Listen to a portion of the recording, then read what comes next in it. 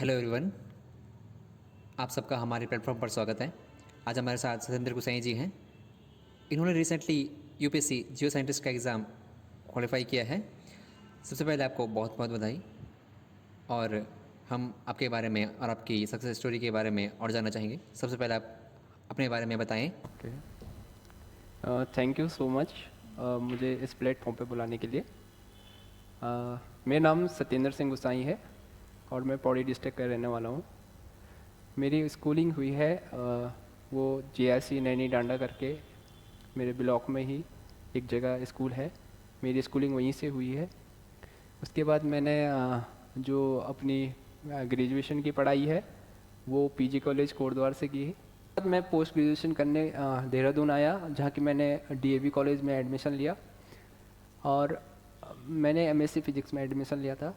तो मुझे शुरू से ही था कि फ़िज़िक्स की फील्ड में कुछ मैं अपना कंट्रीब्यूट करूं। और इस दौरान मेरी मुलाकात संदीप सर जो कि फ़िज़िक्स एकेडमी के संचालक थे, अभी इसका नाम कैरियर स्पेक्ट्रा हो चुका है। और मेरी मुलाकात उन्हीं से दो अपने पोस्ट ग्रेजुएशन के दौरान हुई और उन्हीं के गाइडेंस में मैंने CSI नेट की तैयारी की, गेट की तैयारी की और मेरे ये लगभग सारे एग्ज़ाम क्वालिफाई हुए। 2019 में मेरा नेट क्वालिफाइड हो चुका था, 97 मेरी रैंक थी उस समय। और उसके बाद मेरे पास अदर बहुत से ऑप्शन थे, या तो मैं पीएचडी की तरफ जाऊं या मैं असिस्टेंट प्रोफेसर की तरफ जाऊं। फाइनली मैंने यूपीएससी जियो साइंटिस्ट एग्ज़ाम दिया था जो 2022 में, और मेरा उसमें सिलेक्शन हो गया। सतेंद्र जी, ये बताइए, आपका नेट क्वालिफाई हुआ था, फिर उसके बाद आपने पीएचडी ना करके जियो फिजिक्स के पाथ को क्यों चूज़ किया? जी हाँ सर, मेरा नेट क्वालिफाइड हो गया था, बट जो मेरा मेन ओरिएंटेशन था वो जॉब की तरफ था और मैं जल्द से जल्द एक जॉब, गवर्नमेंट जॉब चाह रहा था। तो मैंने जियो साइंटिस्ट की तरफ अप्रोच की। उसके एक पूरे सिलेबस को देखा, उसके पैटर्न को देखा, किस टाइप के क्वेश्चन आते हैं, या उसी की तैयारी की। अच्छा, तो आपको पीएचडी नहीं करनी थी?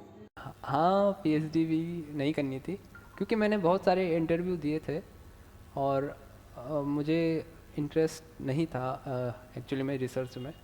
तो मैंने जॉब की तैयारी सही समझी, इसलिए मैंने इस एग्ज़ाम की प्रिपरेशन कर रहा था। जैसा कि जियो साइंटिस्ट का एग्ज़ाम है तो बहुत ही कम सीटें आती हैं, तो आपने आपने इसमें क्या क्या डिफ़िकल्टीज फेस की हैं, हमें बताइए।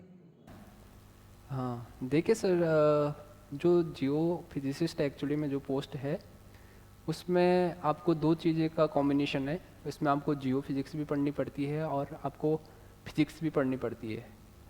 ठीक, तो क्योंकि हम फिजिक्स बैकग्राउंड से हैं तो हमारी फिजिक्स तो काफ़ी ठीक रहती है, पर मेन पोस्ट है जियो फिजिक्स की जो कि रिलेटेड है, आपको जियो फिजिक्स पढ़नी ही पड़ती है। और मेन प्रॉब्लम मेरे को उसी उसी से फेस करनी पड़ी। एक डिफ़िकल्टीज़ के रूप में मैं देखता हूँ इसको। बाकी कुछ हमारे जैसे मैं पहाड़ से आता हूँ, तो हमारे एक इंग्लिश लैंग्वेज भी एक बैरियर की तरह है।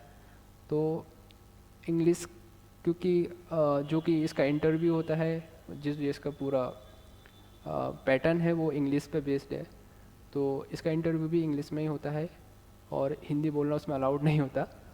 तो एक चुनौती ये भी थी मेरे लिए। तो आपकी प्रिपरेशन में आपका लोएस्ट पॉइंट क्या था? मीन्स जहाँ से आपको ये लगा हो कि थोड़ा मुश्किल है, आपकी लाइफ में आएगा ऑब्वियसली, इसके बारे में ज़रा बताइए। जी जी सर, सबकी लाइफ में मुझे लगता है कि सबकी लाइफ में जो प्रिपरेशन करती हैं उनकी लाइफ में सबकी लाइफ में एक स्ट्रगल होता है और बिना स्ट्रगल करे आप आगे नहीं बढ़ सकते। तो हाँ, मेरी ज़िंदगी में भी काफ़ी स्ट्रगल था। और क्योंकि मैंने आपको जैसे बताया कि इसका काफ़ी लंबा प्रोसेस है, तो बहुत सारे थॉट्स आते थे क्या JRF करना, जैसे मेरी JRF नेट मेरा नेट JRF था, तो मैं पीएचडी की तरफ जा सकता था। तो कभी कभी रिग्रेट भी होता था इस चीज़ का कि मैं जा सकता था वैसे रिसर्च में। पर जब अभी अभी देखता हूँ मैं खुद को, जब मेरा सिलेक्शन हुआ तो वो रिग्रेट अब मुझे कम होता है कि मेरा फैसला मुझे सही लगा।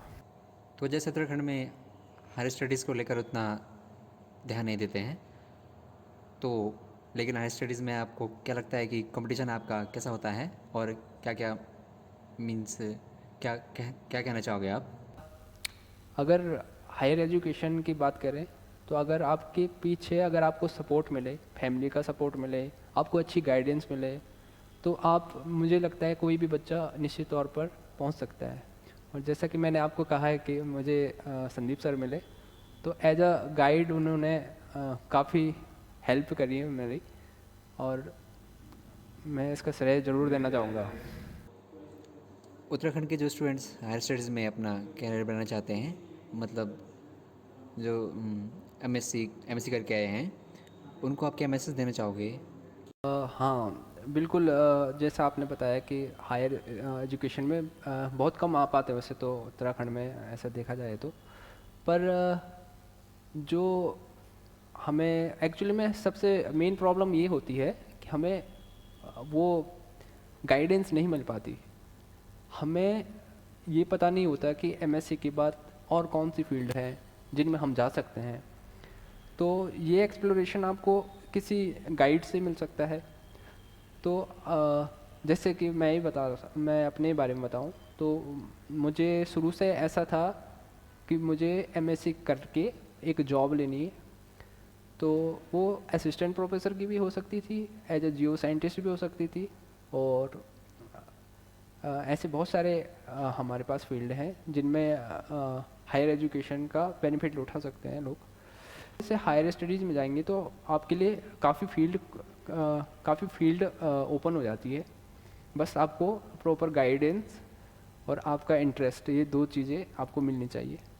आपने पीएचडी के लिए इंटरव्यू दिए हैं या और भी इंटरव्यू दिए हैं, तो आपको कौन सा इंटरव्यू सबसे ज़्यादा डिफ़िकल्ट लगा? देखो, इंटरव्यू के रिगार्डिंग तो मैंने बहुत सारे इंटरव्यूज़ दिए हैं, डिफरेंट आई जो जितने भी आईआईटी हैं, जितना एक बार टिफ़र का इंटरव्यू भी दिया था मैंने, और बाकी जितने आईआईटीज़ में पीएचडी के लिए जो मैंने इंटरव्यू दिए हैं, एक्चुअली में मैं जाने नहीं चाहता, पर एक्चुअली में मेरे को एक्सपीरियंस मिलता था जो कि मेरे इस एग्ज़ाम यूपीएससी जियो साइंटिस्ट के एग्ज़ाम में मेरे काम आया, वो एक्सपीरियंस।